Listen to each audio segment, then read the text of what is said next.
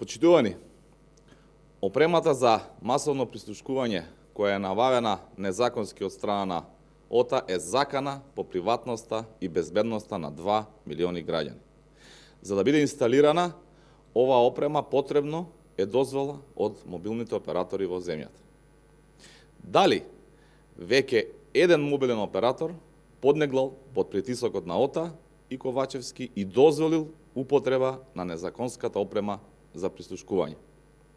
Мобилните оператори треба да бидат свесни дека опремата за масовно прислушкување е набавена незаконски од страна на власта, а утврдување на незаконитоста извршиле без исклучок сите пратеници членови на Комисијата за надзор над спроведување на мерките за следење на комуникациите, за што известено е и јавното обвинителство.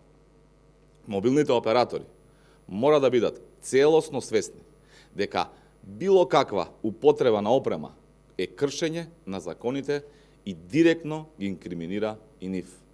Недозволиво и скандалозно е неделувањето од страна на јавното обвинителство. Молкот во обвинителството само докажува дека истото е под силен притисок на власта.